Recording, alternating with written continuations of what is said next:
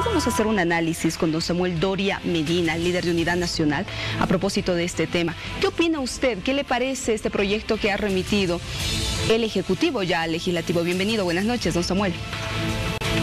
Muy buenas noches, Vania, y muy buenas noches a todos los televidentes. Me preocupa este proyecto que va a llevar adelante seguramente el gobierno, porque vemos que es parte del estilo populista, ¿no?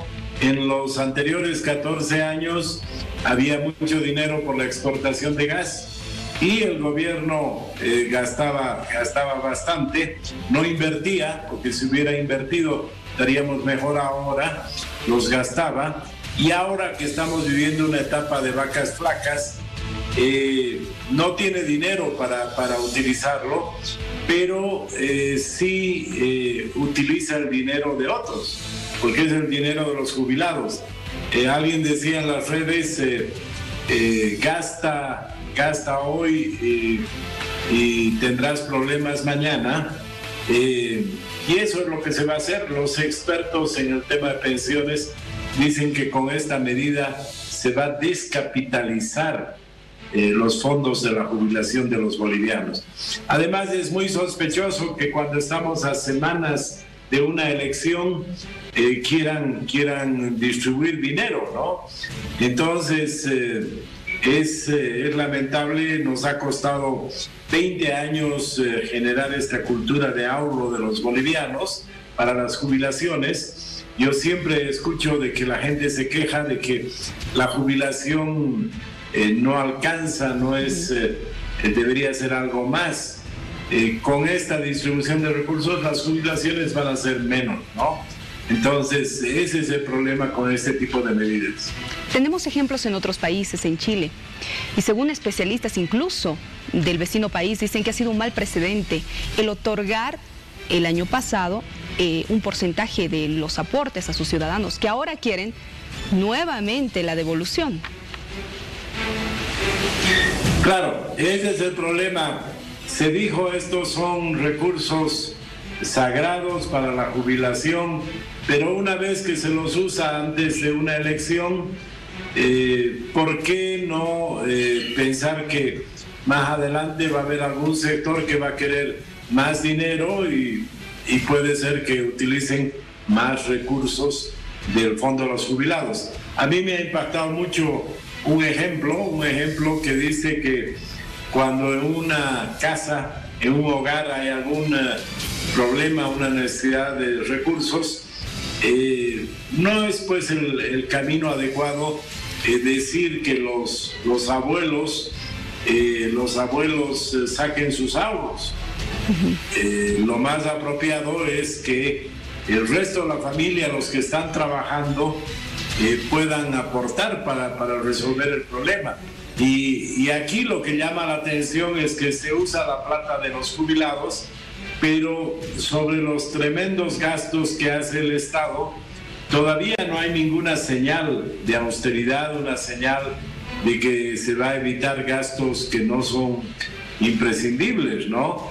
Entonces, esa estructura del Estado y de gastos que tenemos estaba bien para cuando el petróleo estaba a $100, pero ahora que el petróleo está a $50 y que tenemos menos gas, tenemos que ajustar. Entonces, lo lógico sería que el presidente encargue a su ministro de Economía y a un equipo de profesionales que reduzcan, que vean dónde se pueden reducir los gastos y que ese sea un aporte importante para que esa reducción de gastos se destine a la salud, se destine a la generación de empleo, pero que no siga sin ningún aporte del Estado.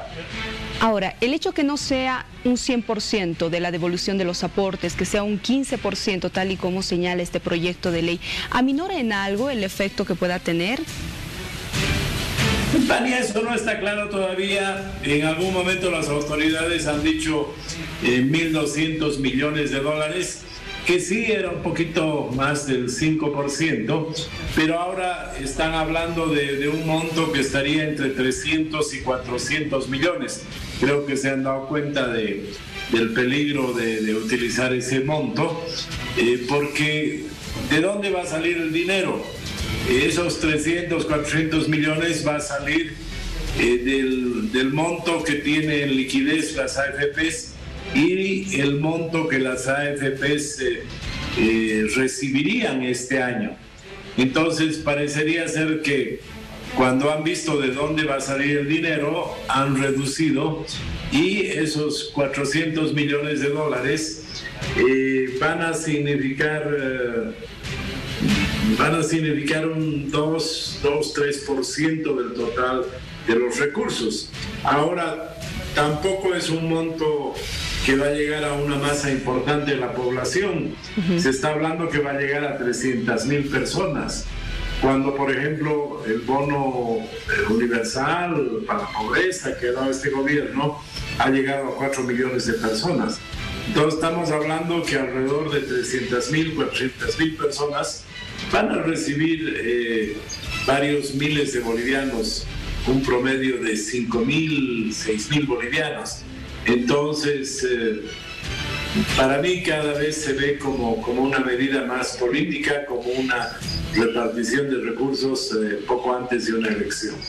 A propósito del tema económico, don Samuel, aprovechamos este contacto para hacerle la siguiente consulta. Hay algunos sectores, entre ellos alcaldes, que por ejemplo sugieren que esos recursos que se destinaban para la exploración y explotación hidrocarburífera pase para atender la demanda del sector salud, por ejemplo, el tema educación, por otro lado. ¿Usted qué opina? ¿Se debería hacer esto? Bueno, todos necesitan recursos, no solamente los hogares, sino los gobiernos departamentales, los municipios. Por eso es que yo decía que el Estado y el gobierno deberían ver que ya no es imprescindible en este momento y reducir esos gastos y dedicar a lo que sí es necesario, como es la salud, la educación en nuestro país. ¿Podría ayudar entonces de alguna manera? Sí, tiene que revisarse el presupuesto y hay muchas cosas que no son imprescindibles en este momento. ¿Cómo cuáles, al margen del tema de la exploración, por ejemplo, de los hidrocarburos? ¿Qué otras cosas? ¿En qué malgastamos el dinero o en qué está malgastando el dinero el Estado?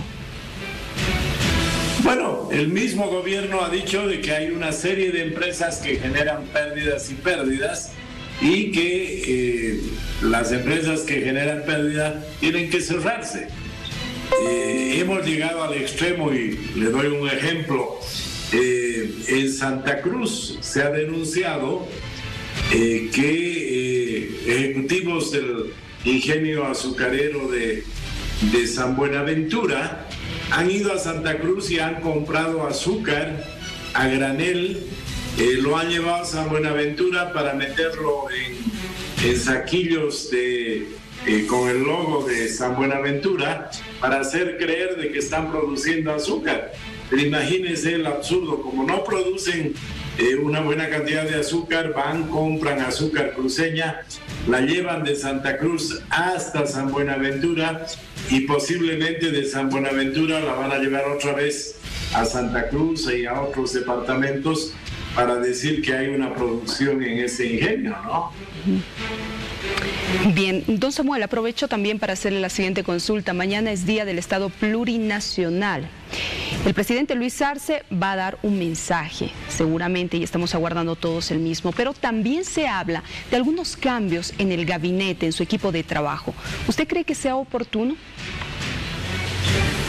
Mire, esperemos que el presidente sea iluminado y dé buenas noticias, tome decisiones para repartir medicamentos a los sectores que no pueden acceder, para combatir la pandemia, que sean buenas noticias, que reduzca gastos superfluos para dar más recursos a la salud, educación, y esperemos de que si va a cambiar, imagínense, mañana van a ser 75 días de gobierno y debe haber varios ministros que recién se han ubicado, han conocido sus tareas, las instituciones que dependen, su presupuesto, y si los cambian mañana, van a tener que comenzar de nuevo. Entonces, esperemos que el presidente tome buenas decisiones y dé buenas noticias mañana. Pero también hace mucho la presión social, ¿no?, de los sectores. Bueno, si uno gobierna respondiendo la presión social, está jodido, ¿no? Eso sería lo peor, que cambien ministros, que hagan decretos, que tomen decisiones porque un sector presiona o el otro sector presiona. Si hace eso, el gobierno tiene días muy complicados hacia adelante. Don Siamol, como siempre yo le agradezco mucho por su tiempo, por hablar de varios temas, siempre es interesante hacerlo. Gracias, que le vaya muy bien. Buenas noches, Juan.